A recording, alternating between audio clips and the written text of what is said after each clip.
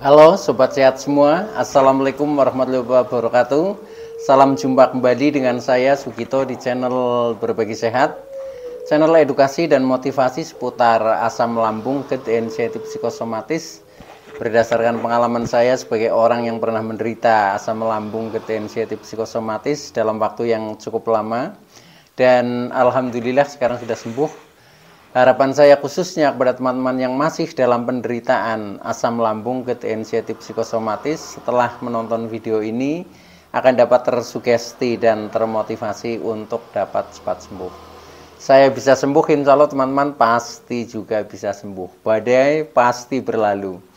Baiklah teman-teman, pada kesempatan kali ini saya akan berbagi seputar asam lambung, GERD, anxiety psikosomatis dengan topik obat, vitamin, suplemen yang saya konsumsi saat terkena asam lambung, GERD, anxiety psikosomatis. Baiklah teman-teman ya, sebelum saya lanjutkan, tolong yang belum subscribe channel ini, klik subscribe dan loncengnya supaya teman-teman tidak ketinggalan konten video-video berikutnya. Dan jika suka, klik like, selalu bagikan ke sosial media teman-teman.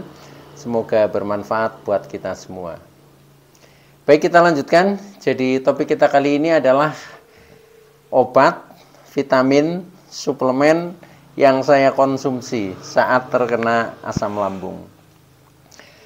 Ini juga sebagai jawaban ya kepada teman-teman subscriber setia yang menanyakan, Pak Gito sampai dengan sembuh obatnya apa, vitaminnya apa, suplemennya apa ya. Nah, maka dari itu untuk pada kesempatan kali ini saya sharingkan kepada teman-teman.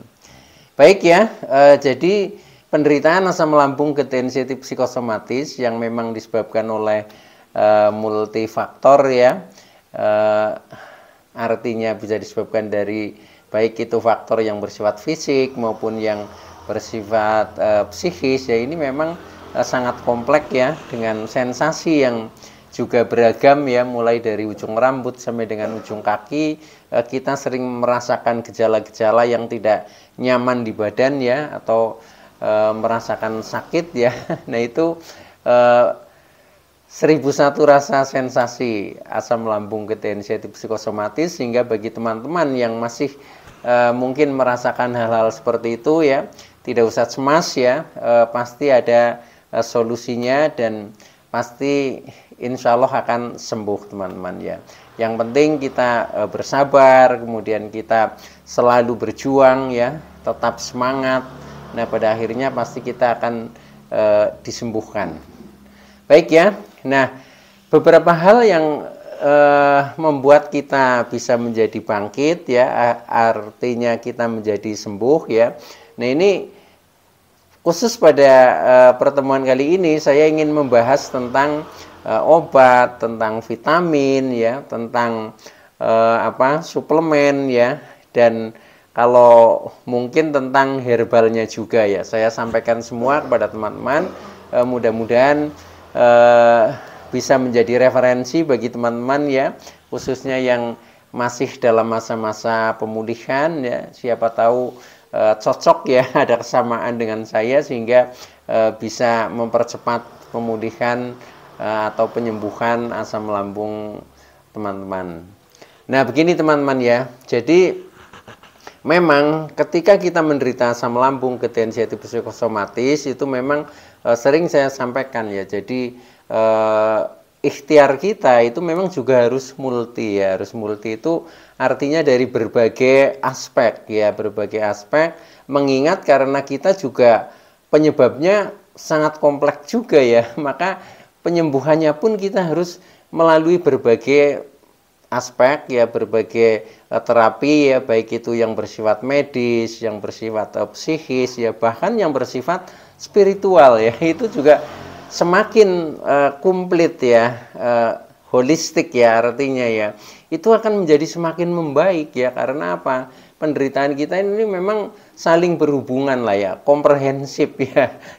Makanya ketika tubuh kita kurang nyaman atau tubuh kita sakit ya, jiwa kita juga akan terganggu. Atau sebaliknya, ketika jiwa kita ya, pikiran kita perasaan kita masih goncang, belum stabil, nah itu juga akan bisa menyebabkan reaksi di dalam tubuh atau tubuh menjadi sakit. Makanya ini memang harus sinkron ya, harus istilahnya harmonis ya antara jiwa dan raga kita. Nah, untuk menuju itu memang ini perlu ini apa ya, metode-metode ya, perlu terapi-terapi ya, trik-trik yang memang harus holistik teman-teman ya. Nah, secara garis besar itu memang ada 3 hal ya kita tempuh secara medisnya ya. Contohnya kita minum obat ya, yang tentunya obat itu juga resepnya dari dokter ya. Tetapi juga kita harus melakukan secara psikisnya ya, mungkin pendekatan-pendekatan secara mental, termasuk kita mengikuti motivasi ya, mungkin saran-saran dari psikiater, dari psikolog. Nah, itu penting untuk menguatkan jiwa kita ya. Nah, termasuk dari segi spiritualnya kita juga harus punya keyakinan ya, keyakinan yang kuat supaya mental kita juga jauh menjadi lebih kuat dan menjadi lebih tenang ya. Karena dengan seperti itu nah nanti kita akan mudah untuk pulih ya, untuk bangkit kembali ya. Apalagi setelah kita menyadari bahwa penderitaan asam lambung kedehensiatif psikosomatis ini kita ambil hikmahnya sebagai pembelajaran teman-teman ya. Sebagai pembelajaran, contohnya ya ketika kita sudah tahu sebabnya, kemudian kita sudah menemukan solusinya, nah akhirnya tinggal kita menjaga ya, karena dengan seperti itu otomatis sudah bisa pulih kembali ya. Tetapi ketika kita sudah tahu sebabnya ya, kenapa kita menjadi terkena asam lambung kedehensiatif psikosomatis, kemudian sudah tahu solusinya, tetapi kita masih tidak waspada ya, artinya kita terlalu ceroboh misalkan. Nah itu ya artinya tidak menjadikan bahwa penderitaan itu sebagai pembelajaran. Maka ketika akan seperti itu ya sudah, walaupun itu sudah sembuh akhirnya bisa menjadi kambuh ya. Jadi kita bisa jatuh di lubang yang sama ya, karena kita tidak memaknai bahwa penderitaan ini sebagai pembelajaran. Nah, oleh karena itu ini penting teman-teman ya. Jadi sikap kita, mental kita, perilaku kita ini harus mengambil hikmah ya. Jadi penderitaan asam lambung kedehensiatif psikosomatis ini sebagai ujian, sebagai pembelajaran. Nah, akhirnya kita akan berubah menjadi lebih baik teman-teman. Itu seperti itu. Nah, baik, kembali kepada topik untuk kali ini ya. Akan saya sharingkan tentang obat, tentang vitamin, tentang suplemen ya, yang pernah saya konsumsi teman-teman pada saat saya menderita asam lambung kedehensiatif psikosomatis.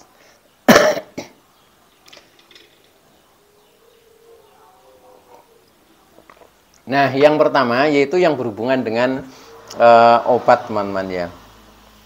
Nah, obat ini karena itu sifatnya dari bahan-bahan kimia ya, ini harus ada rekomendasi yang dipercaya ya.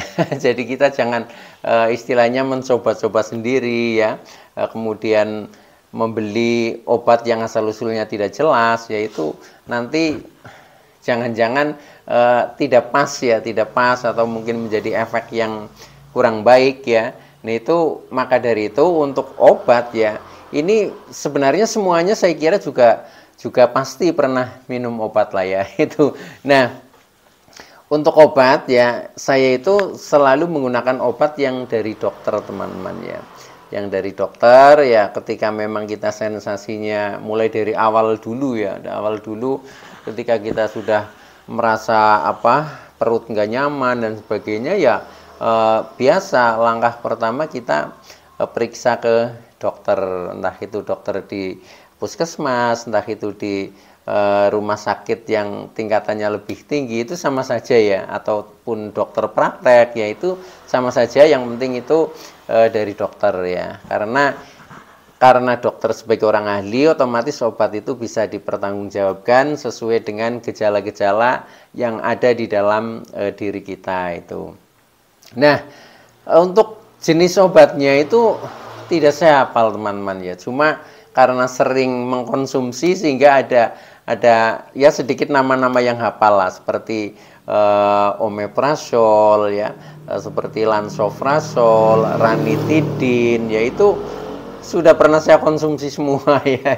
Itu yang memang obat-obat itu biasa untuk mengatasi gangguan lambungnya ya, atau asam lambung yang selalu naik, tidak normal, itu biasanya obatnya itu ya. Untuk obat-obat yang lain ya yang menyertai itu saya tidak hafal teman-teman ya. Makanya untuk obat, kalau teman-teman misalkan mau minum obat, yaitu rekomendasi saya ya periksa saja ke dokter ya, karena bisa jadi antara orang satu dengan orang yang lain itu kadang berbeda ya, karena gejalanya juga mungkin tidak begitu sama persis. Nah, itu yang bisa menganalisa adalah dokter. Maka dari itu untuk jenis obat yang saya minum ya itu obat yang dari dokter.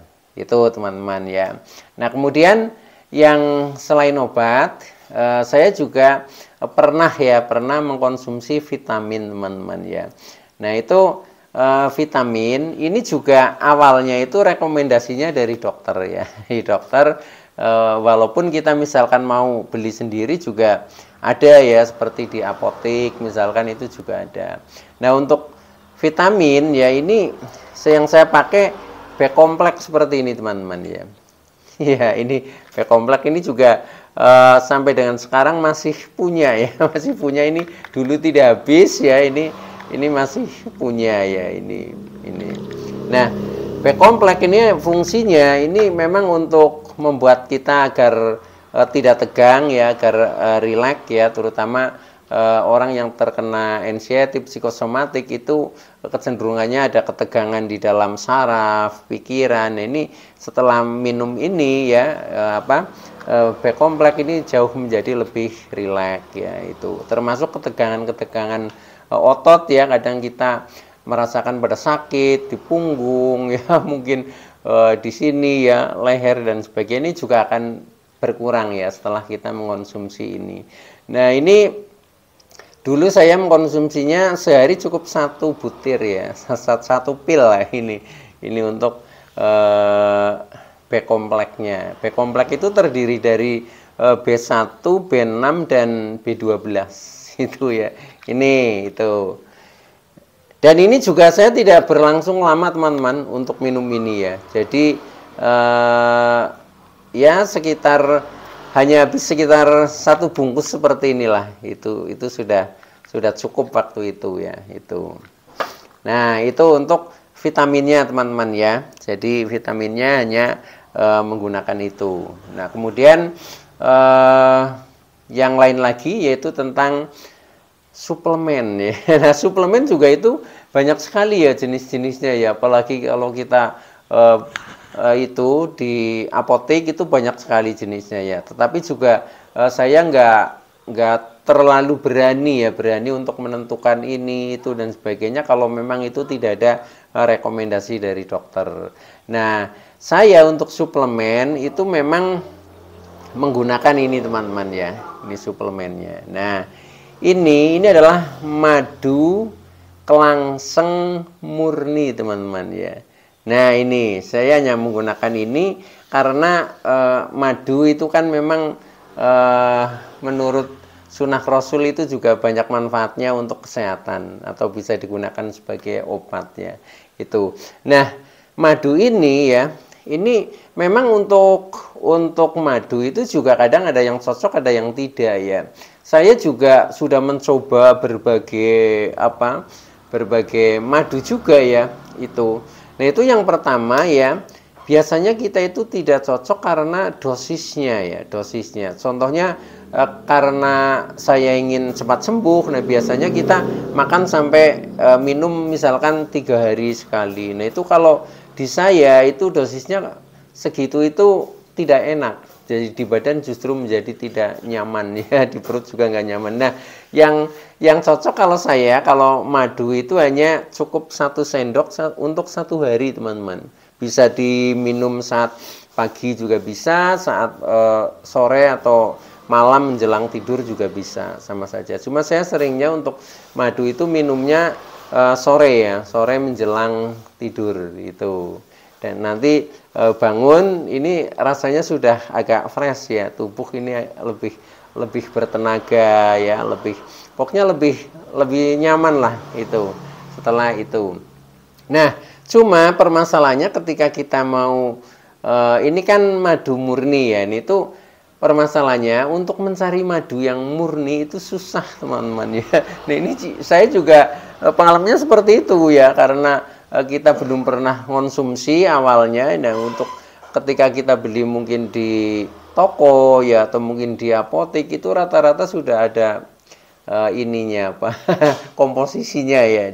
Padahal yang saya cari itu yang betul-betul murni. Nah itu baru bisa saya mendapatkan itu setelah lama ya. Jadi setelah 1 tahun menderita ya, nah itu akhirnya saya menemukan. Nah ternyata juga malah masih ya termasuk keluarga saya sendiri, yaitu ternyata ada yang berternak lebah itu, ternak lebah ini kelangseng namanya ya.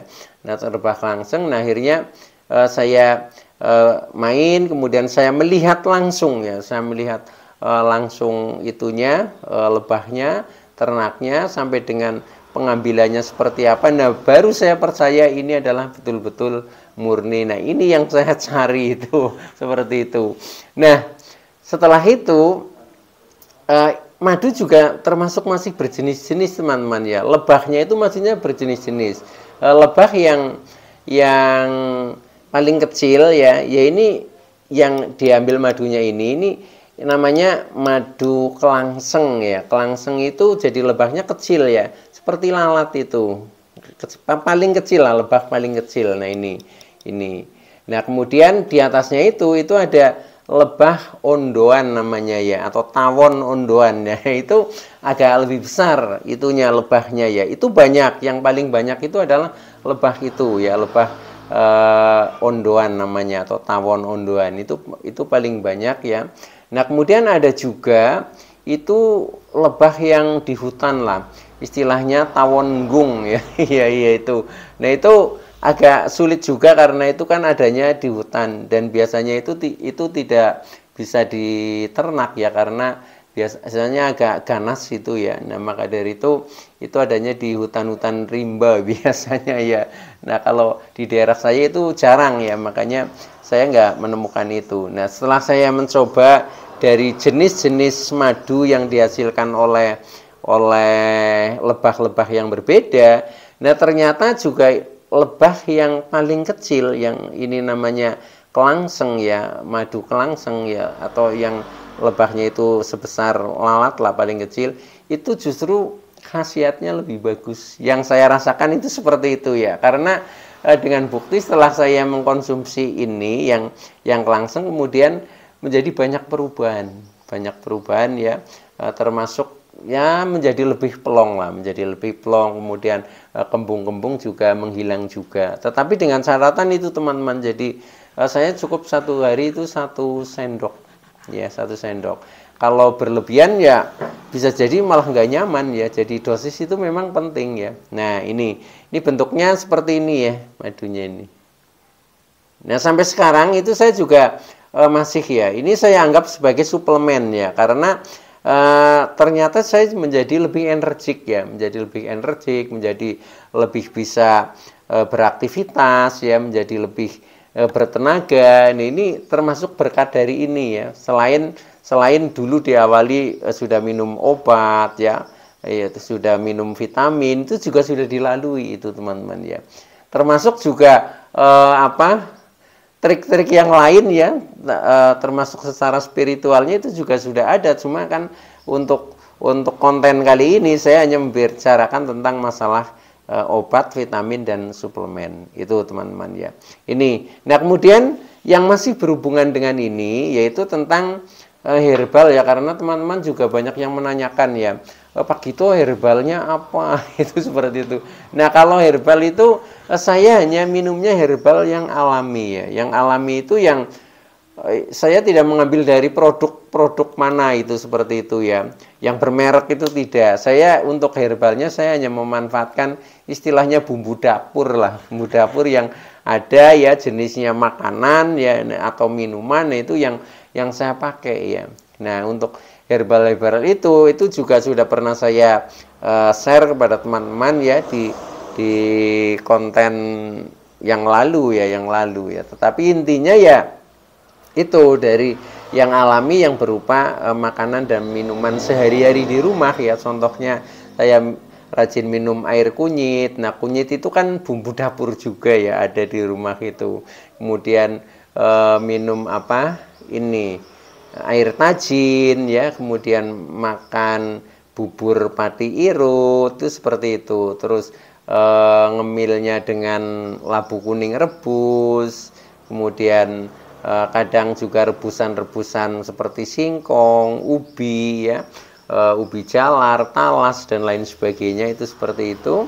Nah, termasuk buahnya itu yang saya utamakan buah pisang kepok ya itu, karena semuanya itu yang menurut saya itu mendamaikan ya. Jadi manfaatnya itu bisa dirasakan ya setelah kita istilahnya makan ya sekali dua kali itu sudah ada perubahan menjadi lebih nyaman. Nah, ketika itu artinya cocok ya. Nah, akhirnya saya teruskan itu.